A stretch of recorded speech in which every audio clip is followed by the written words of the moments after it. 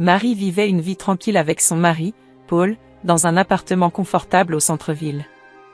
Leur relation, autrefois passionnée et pleine de promesses, s'était peu à peu détériorée. Paul, jadis attentionné et aimant, était devenu distant et méprisant. Marie sentait que quelque chose n'allait pas, mais ne parvenait pas à mettre le doigt dessus. Un soir, alors qu'ils dînaient en silence, Paul brisa la tension avec une annonce qui changea tout. « Je vais vivre avec mes parents », déclara-t-il, les yeux évitant les siens. « Tu vas devoir trouver un endroit bon marché pour vivre. » Marie resta sans voix. L'appartement qu'ils partageaient coûtait 2800 $ par mois, un montant qu'elle ne pouvait pas assumer seule. La réalité de la situation s'abattit sur elle comme une douche froide. Paul avait pris sa décision sans la consulter, sans tenir compte de ses sentiments ou de sa sécurité. Il se débarrassait d'elle comme d'un vieux meuble encombrant. « Et qui va payer le loyer ?» demanda-t-elle finalement, la voix tremblante d'incrédulité et de colère. « Pas moi », répondit Paul sèchement, ramassant ses affaires sans un regard en arrière. « Tu te débrouilleras. » Cette nuit-là, Marie se retrouva seule dans leur appartement, entourée de souvenirs de ce qui avait été une vie commune. Chaque meuble, chaque décoration lui rappelait le mépris de Paul et sa propre vulnérabilité. Elle passa des heures à réfléchir à ce qu'elle pourrait faire, mais aucune solution immédiate ne lui venait à l'esprit. La douleur de l'abandon se mêlait à une colère grandissante. Le lendemain matin, une idée germa dans son esprit. Elle ne se laisserait pas abattre par la cruauté de Paul. Elle décida de récupérer tous les meubles et objets de valeur de l'appartement. S'ils allaient se séparer, elle ne partirait pas les mains vides. Marie passa la journée à organiser le déménagement de ses affaires, chaque objet récupéré représentant un morceau de sa dignité restaurée. Paul, de son côté, s'installait confortablement chez ses parents, convaincu d'avoir pris la meilleure décision. Il pensait que Marie allait se contenter de trouver un logement bon marché, luttant pour joindre les deux bouts. Il ne savait pas que, pendant ce temps, Marie planifiait sa revanche silencieuse. Marie trouvait du réconfort dans l'idée de se réinventer. Elle avait toujours été résiliente, et cette épreuve serait un tournant dans sa vie. En parcourant les annonces immobilières, elle tomba sur une opportunité unique, une maison de luxe à vendre pour $1 million. L'idée sembla d'abord folle, mais plus elle y pensait, plus elle se convainquait que c'était la voie à suivre. Elle contacta un agent immobilier et organisa une visite. Dès qu'elle entra dans la maison, elle sut qu'elle devait y vivre. C'était un symbole de son renouveau, une preuve tangible qu'elle pouvait transformer la douleur en quelque chose de magnifique.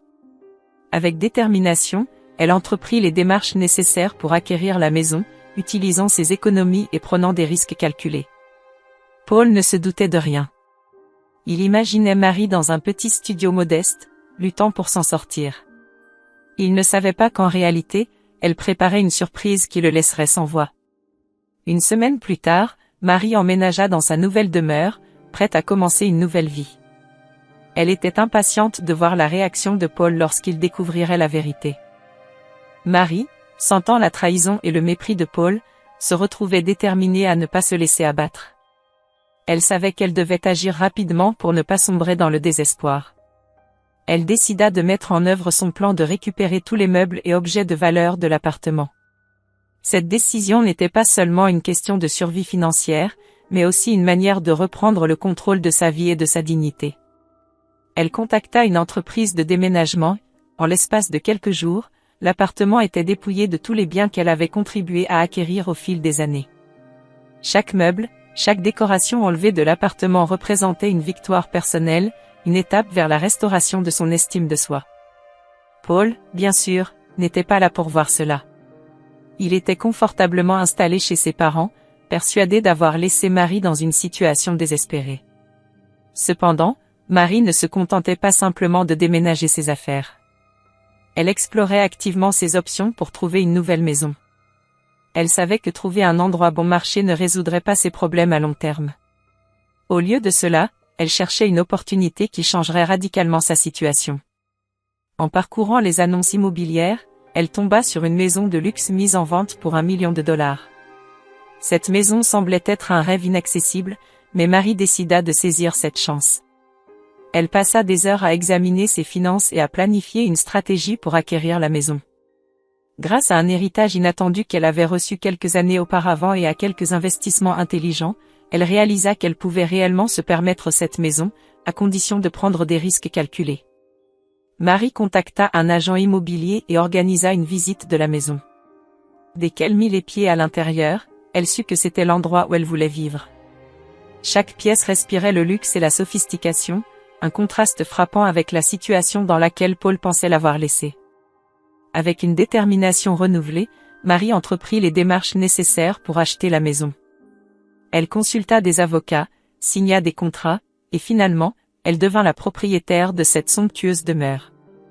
Pendant ce temps, Paul continuait sa vie comme si de rien n'était, inconscient des changements dramatiques qui se produisaient dans la vie de Marie. L'installation dans la nouvelle maison fut pour Marie une expérience transformatrice.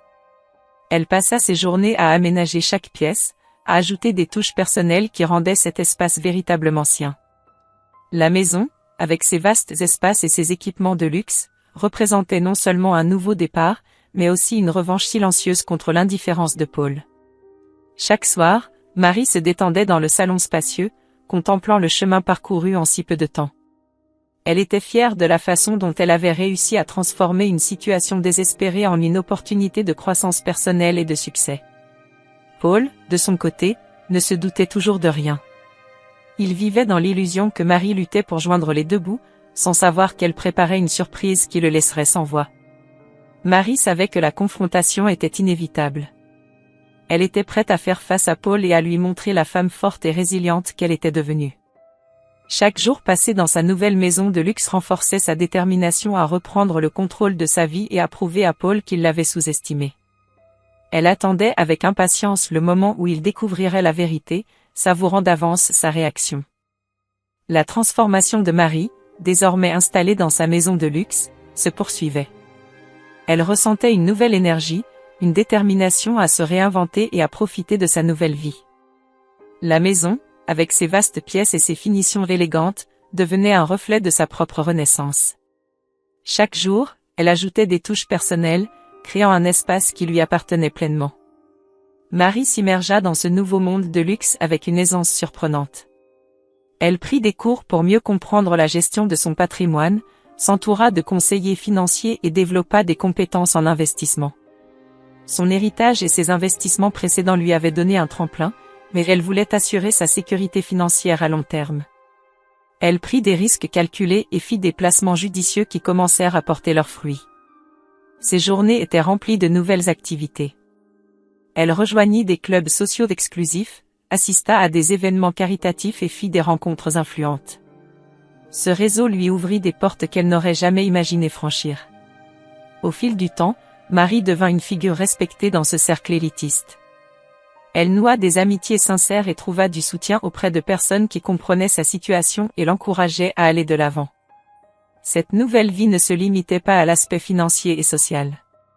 Marie découvrit en elle une passion pour l'art et le design. Elle entreprit de redécorer sa maison, en choisissant elle-même chaque pièce de mobilier et chaque œuvre d'art. Ce projet personnel lui apporta une grande satisfaction et devint une véritable thérapie. Chaque élément de la décoration intérieure représentait une partie de son parcours et de son renouveau. Pendant ce temps, Paul vivait toujours chez ses parents, ignorant les progrès spectaculaires de Marie. Il pensait que son départ l'avait laissée dans une situation précaire, mais il ne se doutait pas qu'elle avait non seulement rebondi, mais qu'elle prospérait dans un environnement qu'il ne pourrait jamais imaginer. La nouvelle maison de Marie, située dans un quartier prestigieux, devenait le symbole de son succès et de sa vengeance silencieuse. La transformation de Marie allait au-delà de son environnement matériel. Elle se découvrit une force intérieure qu'elle ne soupçonnait pas. Chaque défi qu'elle avait surmonté renforçait sa confiance en elle-même.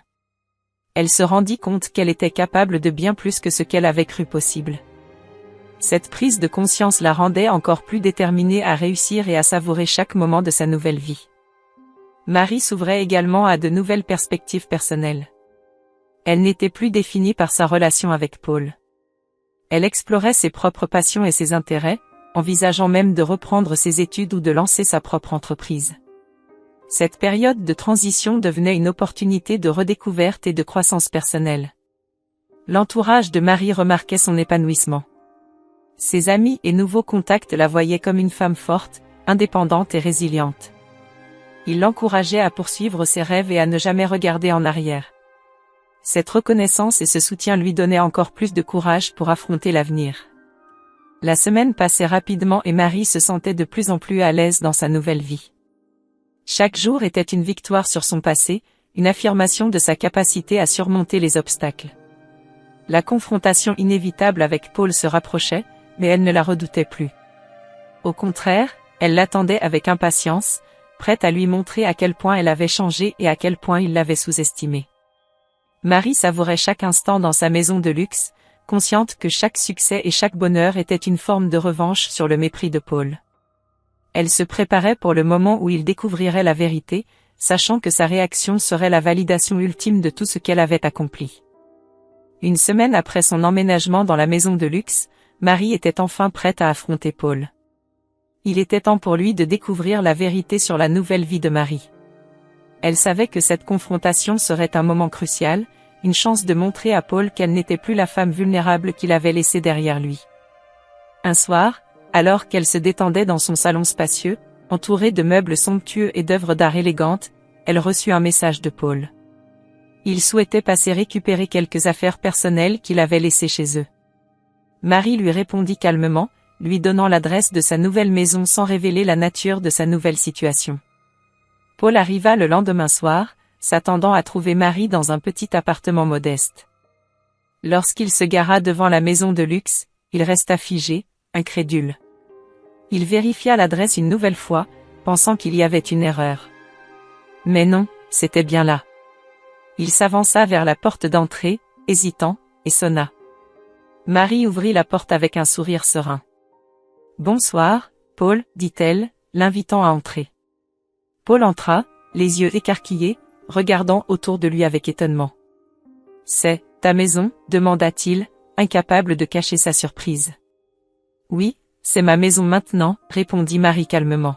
« Je voulais que tu vois par toi-même à quel point ma vie a changé depuis que tu es parti. » Ils s'assirent dans le salon, Paul essayant de comprendre comment Marie avait pu transformer sa situation si rapidement.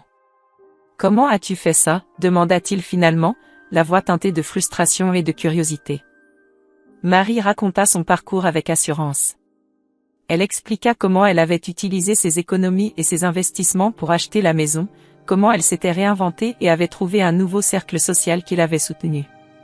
Elle décrivit ses efforts pour se reconstruire, pour trouver la force et la détermination de créer une vie meilleure pour elle-même. « Je ne m'attendais pas à ça », avoua Paul, secoué par les révélations de Marie.